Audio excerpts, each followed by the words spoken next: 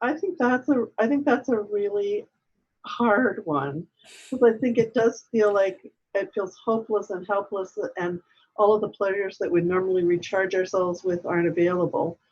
I think two things that I really encourage people to think about is, if that's a feeling that is transient, or if it's really pervasive, and if it's really pervasive, then I think we have to be concerned about whether people, may be developing a major depressive disorder or an anxiety disorder in the context of COVID. So there's a long scientific literature that shows how we're vulnerable to developing these very human problems of depression and anxiety with high levels of stress. So if it's really pervasive, persistently hopeless, low mood, or high anxiety, nothing lifts it, can't laugh, can't concentrate, can't focus the mind, either sleeping or eating too much or too little, then I think it's really important to reach out to the family doctor to sort of get some advice and get a little bit more thorough look at things.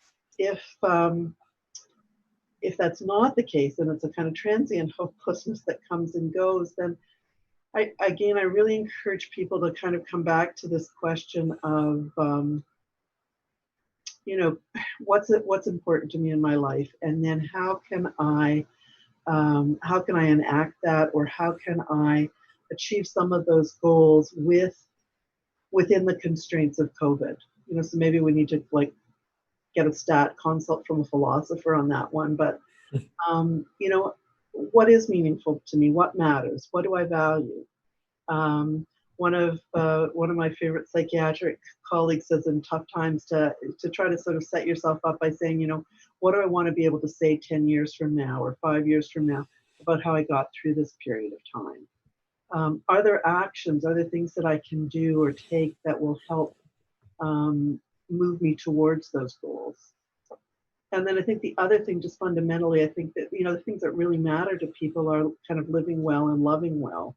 And we can do both of those things in the face of COVID in a constrained way. We don't have the kind of expansive choices, but we can choose to be good to people and to try to move the world forward, and to reach out and to be kind and to do those sorts of things.